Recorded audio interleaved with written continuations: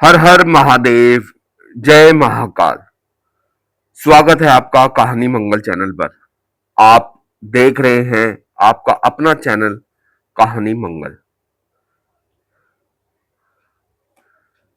रात का सन्नाटा जब धीरे धीरे पूरे गांव को अपनी चादर में लपेट लेता है, जब दूर कहीं कुत्तों के भौंकने की आवाज बिल्कुल अचानक थम जाती है और जब हवा भी बिना वजह भारी लगने लगती है, तब इस गांव में एक नाम लिया जाता है, और वो भी हल्की सी आवाज में। पुराना मंदिर।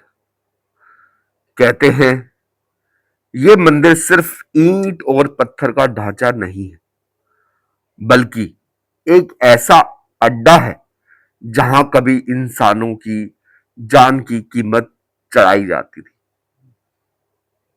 नरबली एक ऐसा शब्द जिसे सुनते ही किसी भी आम आदमी की जो है रूह कांप जाए, और इस मंदिर की दीवारों ने इस खौफनाक को देखा है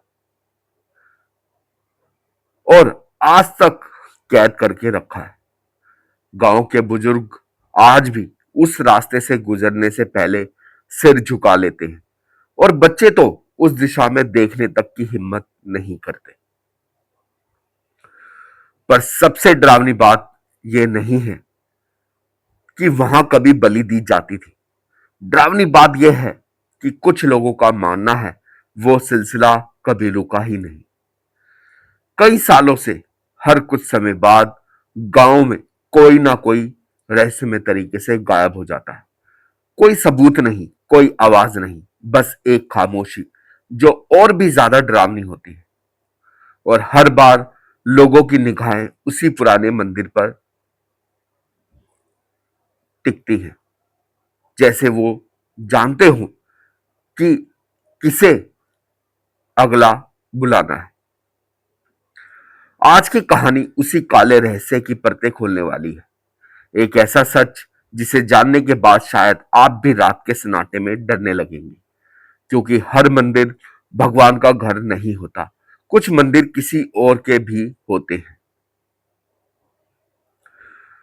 गांव के बाहर कंटीले झाड़ियों और सूखे पेड़ों से घिरे एक सुनसान टीले पर वह पुराना मंदिर खड़ा था। जर्जर, टूटा हुआ, फूटा हुआ, लेकिन अजीब तरह से जिंदा। लोग कहते उसे काला मंदिर कहते हैं। दिन में भी वहां जाने से लोग कतराते थे, और रात होते ही तो उस रास्ते का सन्नाटा ऐसे जम जाता था जैसे हवा भी डर कर रुक गई हो। कहा जाता था कि उस मंदिर में कभी नर बलि दी जाती थी, और वो सिलसिला अचानक बंद नहीं हुआ था, बल्कि कुछ ऐसा हुआ था जिसने पूरे गांव को खामोश कर दिया।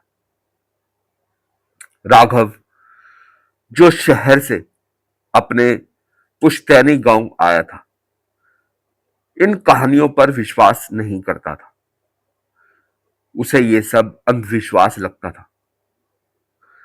लेकिन उसकी दादी की आंखों में जब भी मंदिर का जिक्र आता, एक ऐसा डर झलकता जो बनावटी नहीं था। एक रात जिद और जिज्ञासा के चलते राघव ने तय किया कि वह खुद उस मंदिर तक जाएगा और सच्चाई जानकर रहेगा। आधी रात के करीब जब पूरा गांव सो चुका था, राघव चुपचाप घर से निकला। जैसे जैसे वह मंदिर के पास पहुंच रहा था, कुछ अजीब सा हवा में होता जा रहा था। बिल्कुल माहौल चेंज हो चुका था।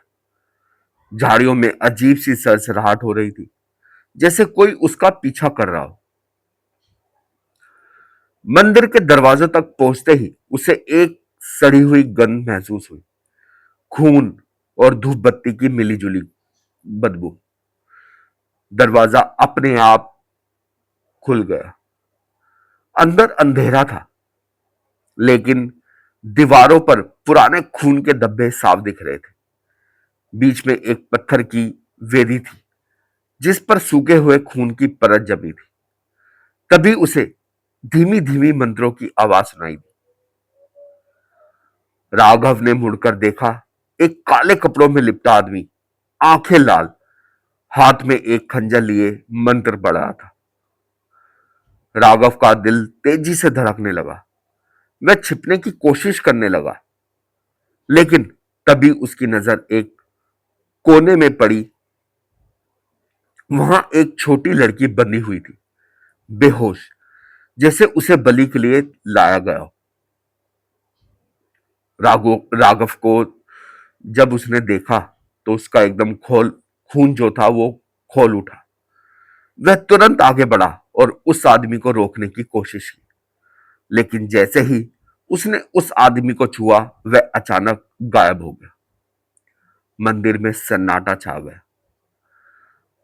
राघव घबराकर इधर उधर देखने लगा। तभी अचानक उसके पीठ पर किसी ने हाथ रखा। उसने पीछे मुड़कर देखा, वही आदमी, लेकिन अब उसका चेहरा इंसान जैसा नहीं था। आंखें पूरी काली थी और मुंह से खून टपक रहा था। तू खुद आया है, अब तेरी बारी है। अचानक मंदिर की दीवारें कांपने लगी और जमीन से कई हाथ निकलकर राघव को पकड़ने लगे। वो चिल्लाया, छूटने की कोशिश की, लेकिन उसकी ताकत जवाब दे रही थी। तभी उसे एहसास हुआ, ये कोई इंसान नहीं बल्कि उन सभी लोगों की आत्माएं हैं जिन्हें यहां बलि दी गई थी। उसने आखिरी बार उस लड़की की ओर देखा। वो अब गायब थी। अगली सुबह गांव वालों को मंदिर के अंदर राघव की लाश मिली, ठीक उसी वेदी पर जहां कभी नरबलि दी जाती थी। उसके शरीर पर अजीब निशान थे, जैसे किसी ने उसे जिंदा काटा हो। गांव में फिर वही सन्नाटा लौट आया था, लेकिन कहानी यहां खत्म नहीं हुई। कुछ दिनों बाद गांव के एक बच्चे ने दावा किया कि उसने मंदिर के पास राघव को देखा। वही कपड़े, वही चेहरा, लेकिन आंखें पूरी काली, और वो किसी को बुला रहा था, ठीक उसी तरह जैसे उस रात किसी ने उसे बुलाया था। तब से लोग कहते हैं मंदिर अब भी जिंदा है।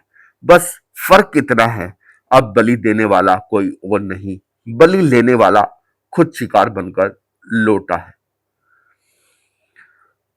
तो ये थी उस पुराने मंदिर की कहानी। एक ऐसा रहस्य जो सिर्फ सुना नहीं जाता बल्कि महसूस होता है। राघव की मौत के बाद गांव वालों ने उस रास्ते को हमेशा के लिए छोड़ दिया, लेकिन क्या सच में खतरा खत्म हो गया? नहीं।